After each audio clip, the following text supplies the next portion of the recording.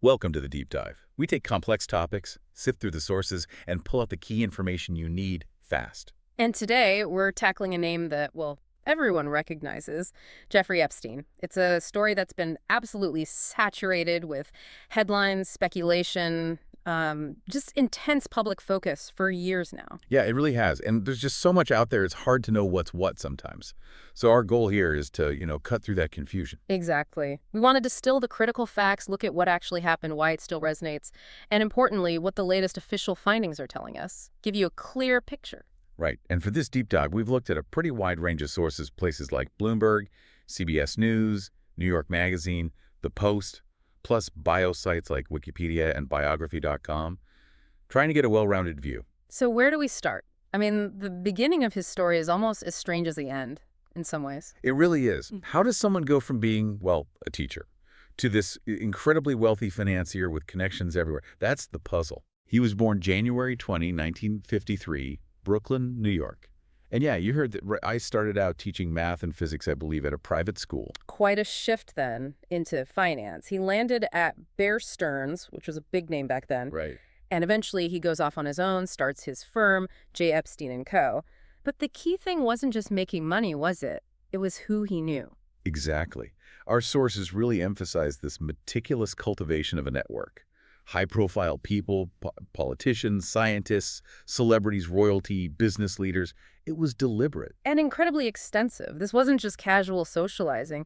This network seems central to his whole operation, his power base. And that fed into this unbelievably lavish lifestyle. We're talking a private island in the U.S. Virgin Islands, Little St. James. Yeah, the one that got nicknamed rather grimly. Right. And a huge ranch in New Mexico, a mansion in Manhattan, a place in Paris.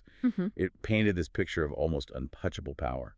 And that's a critical point, I think. The wealth gave access, and those connections, they provided this sort of buffer, a shield maybe? Yeah, like an aura of invincibility, which makes the next part of the story even more jarring. The criminal charges. This is where things get really dark. It starts publicly, at least in a big way, in 2008 down in Florida. Right.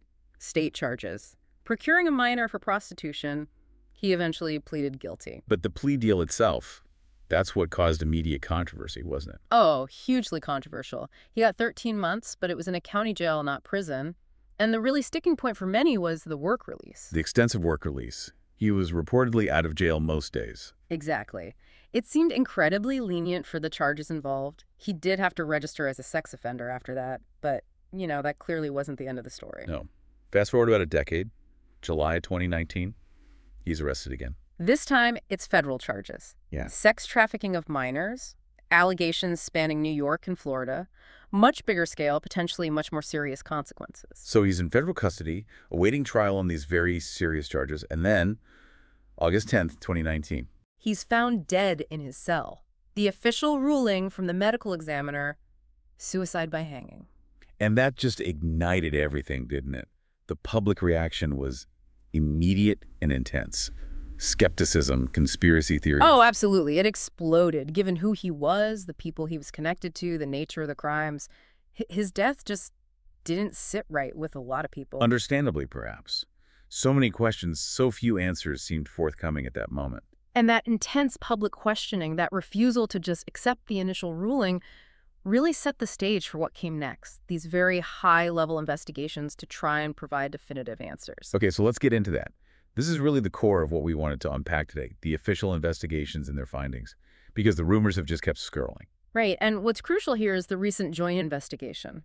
We're talking the U.S. Department of Justice, the DOJ, and the FBI working together on this. So, top federal agencies looking into it. What did they conclude about some of the biggest rumors, like the infamous client list? Okay, that's a huge one. The investigation concluded, very clearly, Epstein did not maintain a client list. Really? No list? No list. That's what the DOJ and FBI found after their review, which, directly contradicts a major narrative that's been out there for years. Wow. Okay. What about the idea that he was blackmailing powerful people? That was another huge theory about how he maintained his influence. Similar finding there. The investigation found no evidence that Epstein was blackmailing prominent individuals. Again, directly addressing and refuting a very widespread piece of speculation. So, no client list, no evidence of blackmail, according to this joint investigation. What about the circumstances of his death? Did they address the suicide ruling? They did. The investigation reaffirmed the medical examiner's finding that Epstein died by suicide. And did they find anything to counter the foul play theories? Because that was probably the most intense area of speculation. Yes, and this is a key detail. They reviewed the surveillance footage from the jail. That footage showed definitively that no one entered Epstein's cell during the critical time period around his death. Okay, that's pretty concrete evidence countering those theories. It is. It directly refutes the idea that someone else could have been physically involved in his cell at that time. It strongly backs up the official suicide ruling. Now, there was also persistent talk, even from some public figures, about whether he might have been some kind of intelligence asset, maybe working with or protected by government agencies. Did the investigation touch on that? That specific question. Well, it wasn't explicitly debunked in the same way as the list or blackmail. Our sources note that when Attorney General Pam Bondi was asked about it, she stated she didn't have any information suggesting he was an asset and said she'd look into it. So, less definitive on that specific point, but the core findings about the list, blackmail, and the manner of death seem quite clear from the DOJ FBI report. Exactly. And having these official conclusions from such high-level bodies is really important. It provides a factual baseline to push back against years of pure speculation, even if some other questions might linger for some people. It helps separate substantiated fact from rumor, which is crucial in a case this charged. Absolutely. So where does that leave us? We have these findings now. Yeah. What's the lasting impact, the sort of ripple effect of the whole Epstein saga? It feels bigger than just one person's crimes. No, definitely. It's forced some really difficult but necessary conversations across society. About sexual abuse, sure, but also about power, influence, wealth. And accountability, right? Yeah. Or the lack thereof sometimes. Precisely. How systems can fail to protect the vulnerable, how influence can potentially shield perpetrators. It's highlighted systemic issues. And importantly, it feels like it gave a much bigger platform to survivors' voices. You mentioned sources referencing documentaries like Surviving Jeffrey Epstein. Yes, and that's been critical. Shifting the focus from just Epstein himself to the experiences of the women and girls he victimized, their courage in speaking out has been incredibly powerful. It moves it from just a crime story to a human story, highlighting the real-world impact and the systemic failures that allowed it to happen for so long. Right. It puts a spotlight on the institution's legal, financial, social that maybe didn't act when they could have or should have. So is the takeaway then that this case, as horrific as it is, has maybe spurred some positive change? Increased awareness, more advocacy? I think it undeniably has. There's definitely increased awareness around sex trafficking and abuse and more robust conversations about prevention, support for victims, and holding powerful people accountable. It connects to those broader efforts for justice system reform and victim advocacy that are ongoing? Exactly. It's a stark, unavoidable case study that forces us to confront these issues. Okay, so let's recap. We've traced Epstein's journey from teacher to financier, his network, his horrific crimes, the shocking 2008 plea deal, the 2019 arrest, his death in custody. And crucially, these recent DOJ and FBI findings, no client list, no evidence of blackmail, suicide ruling reaffirmed, backed by surveillance footage showing no one entered his cell.